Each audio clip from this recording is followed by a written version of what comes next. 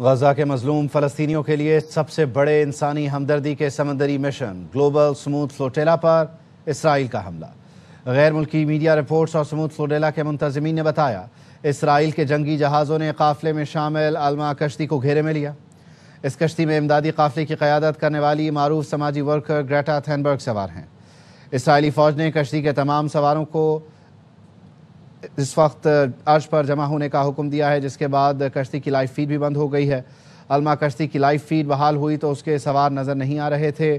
تمام سواروں کو عرشے پر جمع ہونے کا حکم دیا گیا۔ کشتی کی لائیو فیڈ بند ہے۔ جو فوٹیجز اس سے کچھ دیر پہلے تک ریکارڈ ہوئی ہیں وہ آپ اپنی ٹیلی ویژن سکرینز پر دیکھ سکتے ہیں۔ الما کشتی کی لائیو فیڈ بحال ہوئی تو اس کے پھر سوار نظر نہیں آ رہے تھے۔ میڈیا رپورٹس کے مطابق اسرائیل نے قافلے کی جو قائد ہیں گریٹا تھنبرگ ان کو حراست میں لینے کے لیے الما کشتی کو گھیرے میں لیا ہے۔ الجزیرہ ٹی وی یہ رپورٹ کر رہا ہے کہ سموتھ فلوٹیلا کے اطراف 45 اسرائیلی جہاز موجود ہیں۔ سموتھ فلوٹیلا ارکان میں پاکستان کے سابق سینیٹر مشتاق احمد بھی شامل ہیں۔ وہ ایک کشتی پر سوار ہیں جس کا نام مینگو ہے۔ فلوٹیلا انتظامیہ کا کہنا ہے کہ کچھ کشتیوں کو اسرائیلی فوج کے بحری جہازوں نے گھیر رکھا ہے۔ کئی جہازوں کے انٹرنیٹ کو اسرائیلی بحری فوج نے بلاک کر دیا ہے۔ اسرائیلی بحریہ مسلسل گرفتار کرنے کی دھمکیاں بھی دے رہی ہے۔ کچھ جہازوں سے لائیو نشریات بھی بند ہو چکی ہیں۔ غزہ جانے والے گلوبل سموتھ فلوٹیلا میں 44 کشتیاں شامل ہیں۔ اقوام متحدہ چارٹر کے مطابق کھلے سمندر میں انسانی ہمدردی کے لیے موجود جہازوں کو مکمل آزادی حاصل ہے، لیکن اسرائیل یہاں پر اقوام متحدہ چارٹر کی خلاف ورزی کر رہا ہے۔ Security expert doctor Qamar Cheema صاحب ہمارے ساتھ موجود ہیں، ان کو شامل گفتگو کرتے ہیں۔ چیمہ صاحب، thank you so much for your time. یقینی طور پر یہ جو صورتحال ہے یہ ایکسپیکٹڈ تھی، لیکن یہاں پر شاید کوئی لیوے تلاش کیا جا رہا تھا کہ جو امن معاہدہ پریزنٹ کیا ہے امریکی صدر ڈونلڈ ٹرمپ نے، اس کے بعد شاید نیتن یاہو کا جو طرز عمل ہے اس میں کچھ نرمی آئے، لیکن ان کے ایکشنز کچھ اور بتاتے ہیں۔ بہت شکریہ صدیقی صاحب۔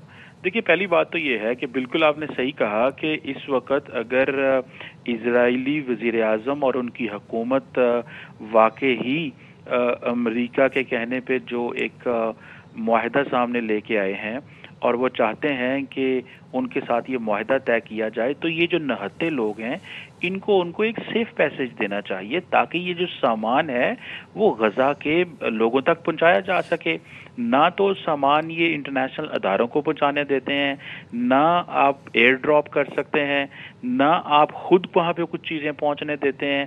تو یہ اگر لوگ وہاں پہ پہنچے ہیں تو میں سمجھتا ہوں یہاں پہ بڑی طاقتوں کا یہ ذمہ داری ہے کہ وہ اس طرح کے جو پرامن اور ان آرمڈ قسم کے جو لوگ ہیں جو پچھلے کئی دنوں سے انٹرنیشنل واٹرز کے اندر سفر کر رہے ہیں اور ان کا ایک ہی مقصد ہے کہ وہ غزہ کے معصوم لوگوں کے لیے اور لاچار لوگوں کے لیے جن کے پاس بیسک نیسیسٹیز آف لائف نہیں ہیں ان تک یہ سامان پہنچا سکیں۔ اب اگر یہ سامان کو وہ پکڑ لیں اور اس کو سمندر میں پھینک دیں اور ان لوگوں کے ساتھ بدتمیزی کریں، گرفتار کریں، ان کے ساتھ زیادتی کریں، تو میں سمجھتا ہوں پھر انٹرنیشنل لا نام کی تو کوئی چیز نہیں ہے۔ اس وقت امریکہ کو اور امریکہ کے دوستوں کو اور باقی جو اسرائیل جو ہے ان کو یہ سیریسنس دکھانی چاہیے۔ میں سمجھتا ہوں امریکی لیڈرشپ کو اس میں انٹروینشن کرنی چاہیے اور ان کو اسرائیل کو اور نیتن یاہو کو یہ کہنا چاہیے کہ ان معصوم لوگوں کو، نہتے لوگوں کو جو صرف سامان لے کے آئے ہیں، آپ ان کی چیکنگ کر سکتے ہیں، آپ ان کے سامان کو دیکھ سکتے ہیں، ٹھیک ہے آپ کے پاس طاقت ہے، لیکن آپ یہ تو دیکھیں کہ غزہ کے لوگ کئی سالوں سے ان کے پاس نہ فوڈ فریش جاتی ہے، نہ کھانے پینے کی چیزیں ہیں، نہ ان کے گھر رہے، ان کی بلڈنگز مسمار ہو گئی۔ اور اگر انٹرنیشنل کمیونٹی اور یہ کچھ آرگنائزیشنز کچھ سامان لے کے جا رہی ہیں، یا تو وہ آپ ریڈ کراس کو اور یو این کے سامان کو پہنچنے دیں، یا تو آپ باقی ممالک کے جو لوگ ہیں جو سامان پہنچا رہے ہیں ان کا سامان ایکچوئل وہاں پہ غزہ کے اندر پہنچنے دیں، تو پھر یہ لوگ کوشش نہ کرتے۔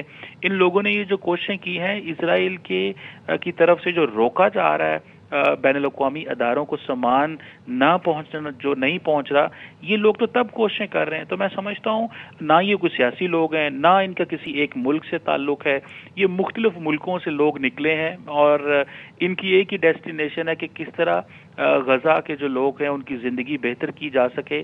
یہ کوئی اتنا سامان تو نہیں لے کے جا رہے جو سارے غزہ میں تقسیم ہو جائے گا، لیکن وہ اتنا سامان لے کے جا رہے ہیں کہ ایٹ لیسٹ وہ کچھ کوشش کر سکیں جس سے تھوڑی سی بہتری آ سکے۔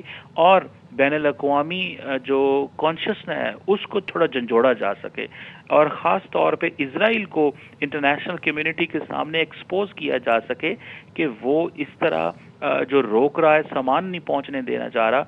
ना तो वहाँ पे देखें कोई स्कूल है लगा हुआ है, ना कोई कॉलेज है, फिर ये कहते हैं कि जनाब वहाँ पे लोग पढ़े लिखे नहीं हैं, लोगों के पास तालीम नहीं है। जब स्कूल कॉलेजेस में, स्कूल्स में, अदारों के अंदर बमबारी करके उनकी ज़िंदगियां तबाह कर दी हैं, बच्चे जो हैं वो टेंटों के अंदर रह रहे हैं, जो फैमिलीज़ हैं वो टेंट्स के अंदर रह रहे हैं, तो मैं समझता हूँ कि इजराइल की ये बुनियादी जिम्मेदारी है कि इन चीज़ों को वहाँ पहुँचने दे और सेफ पैसेज दिया जाए।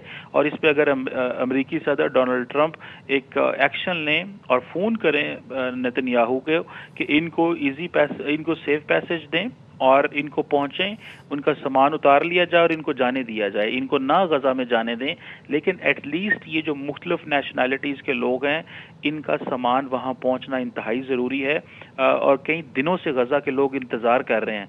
उनको जब इस खबर का पता चला कि ये जो 40-45 जो कश्तियाँ हैं जो चल पड़ी हैं और जो उन तक पहुँच रही हैं, मैं समझता हूँ कि वो तब से इसका इंतज़ार कर रहे थे कि कब वो आप वो समंदर देखें, वो राहें तक रहे होंगे इनकी कि ये कब पहुंचेंगे, वो इनकी खबर तलाश कर रहे होंगे ये कब पहुंचेंगे, और आप ये समझ आ रही है कि उनको गिरफ्तार कर लिया गया है। मैं समझता हूं कि यहाँ पे अगर इंटरनेशनल इंटरवेंशन नहीं की जाती, वो जो मुआहदा की बात की जा रही है, वो जो 20 पॉइंट्स हैं उनको सीरियस नहीं लिया जाएगा, वो कोशिशें ये नहीं समझी जाएंगी। यहाँ पे नेतन्याहू को अगर वाकई वो अमन मुआहदा करना चाहते हैं तो उनको इन लोगों को एक्सेस देनी चाहिए गजा के लोगों तक, और एटलीस्ट एक मैसेजिंग जाएगी नेतन्याहू की तरफ से कि वो वाकई ही 20 पॉइंट्स के हवाले से, या जो उसमें तब्दीलियां इस वक्त जारी बात है बैकग्राउंड में हो रही हैं, क्योंकि हमास का एक वर्जन आ रहा है, कुछ वर्जन और भी आए हैं कि ये वो ड्राफ्ट नहीं है जिसके ऊपर बात हुई थी। तो मैं समझता हूँ कि एटलीस्ट उसके ऊपर एक सीरियस नेगोशिएशंस, डायलॉग और फ्यूचर एक रास्ता जो है वो तय होगा। सो आज ये मौका है।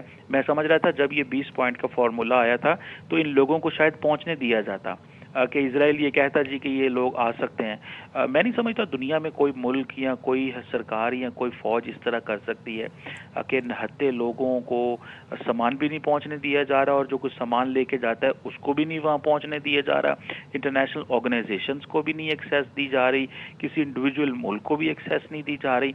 ये एक इंतहाई अफसोसनाक वाकया है। वैसे भी नेतन्याहू ने इंटरनेशनल लॉ की इतनी वायलेशंस कर ली हैं कि उसको तो इस चीज़ का एहसास ही नहीं है, और अगर क्योंकि हम उसको अकाउंटेबल नहीं ठहरा पा रहे, बेशक वो इंटरनेशनल वॉर क्राइम्स कर चुका है लेकिन उसको अकाउंटेबल नहीं ठहरा पा रहे, तो वो समझता है कि मुझे मैं किसी के आगे रिस्पॉन्सिबल नहीं हूँ। तो ये जो 20 पॉइंट जो थे ये बेसिकली नेतन्याहू को गजा के लिए से निकालने के लिए 20 पॉइंट थे। ये जिस पोजीशन पे वो खड़ा हुआ है, ये स्टेप बाय स्टेप उसने यहाँ से बाहर निकलना था ताकि गजा के लोग अपनी आज़ादी से अपने सोशो इकोनॉमिक लाइफ गुजार सकें, वो पूरी दुनिया के साथ जो है वो मिंगल कर सकें, इंगेज कर सकें। ये वो डायरेक्शन थी जो सेट की जा रही थी। यहाँ पे इन लोगों का पहुंचना सामान लेके ये गजा के लोगों के लिए, फ़लस्तीनियों के लिए ये इंतहाई ज़रूरी है। अब देखते हैं कि क्योंकि राब्ते मुनक़ता हो गए हैं जिस तरह आप रिपोर्ट कर रहे थे, तो अब देखते हैं कि फ्यूचर आउटलुक क्या नज़र आ रही है। यकीनी तौर पर। अच्छा, इसमें कमर चीमा साहब, अब आप क्या समझते हैं कि बुनियादी तौर पर हम क्योंकि इसको पीस पैक्ट के तनाजुर में भी देख रहे हैं, फिर यहाँ पर गल्फ़ की भी इन्वॉल्वमेंट है, और ये जो तकरीबन 44 कश्तियाँ हैं, इसमें जो 500 लोग हैं, ये सिर्फ़ और सिर्फ गल्फ़ के नहीं हैं या ये अरब ममालिक के नहीं हैं, बल्कि इसमें एक बड़ी तादाद यूरोपियन कंट्रीज़ के बाशिंदों की है, कुछ साबिक़ अरकान पार्लियामेंट हैं। तो ये उनके कॉन्शियस के लिए भी कितना बड़ा आप समझ लीजिए कि बोझ है इस वक्त, कि उन्हें भी देखना है, डिसाइड करना है कि ये ह्यूमैनिटेरियन ग्राउंड्स पर होने वाला एक एक्शन है और उसके राह में रुकावट एक ऐसे वक्त में खड़ी की जा रही है कि जब अमन की बात हो रही है। बिल्कुल सिद्दीकी साहब, देखिए इसमें अहम बात यह है कि ये यूरोपियन ममालिक जो हैं उनको अपने सिटीजन्स को भी प्रोटेक्ट करना है। वो इंटरनेशनल लॉ को तो वायलेट जो हो रहा है उसको अगर उस हद तक नहीं बचा पा रहे, अगर वो समझते हैं कि इजराइल के साथ उनके जो ताल्लुकात इस तरह के हैं कि वो अपने बायलैटरल रिलेशंस को जो है वो कॉम्प्रोमाइज़ नहीं करना चाहते, तो अपने शहरियों की हिफाजत के लिए तो इजराइल से बात करें।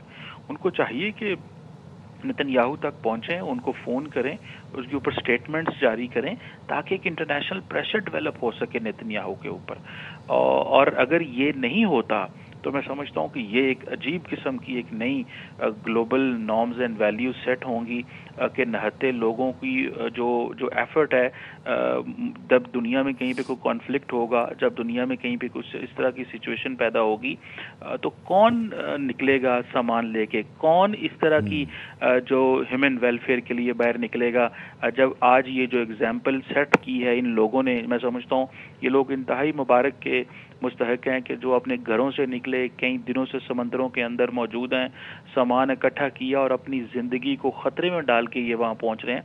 मैं समझता हूँ ये इंतहाई बहादुर लोग हैं। इनके ममालिक को इनके पीछे खड़ा होना चाहिए, और ख़ास तौर पे यूरोपियन ममालिक के जो लोग हैं उनको तो ज़रूर सामने आना चाहिए, उनकी लीडरशिप को, उनके मीडिया को, उनके जो फॉरेन ऑफिस को ज़रूर स्टेटमेंट्स जारी करनी चाहिए ताकि इसराइल के ऊपर प्रेशर डाले। बाकी तो हम देख रहे हैं कि एक ख़ास हद तक मुसलमान दुनिया भी लगी हुई है, सारे लगे हैं, लेकिन यहाँ पे नेतन्याहू को अकाउंटेबल ज़रूर ठहराया जाना चाहिए कि अगर इन लोगों की ज़िंदगियों की हिफाजत की जाए, जितने भी लोग इसके अंदर मौजूद हैं, और ख़ास तौर पे इनके इंफ्रास्ट्रक्चर की हिफाजत की जाए।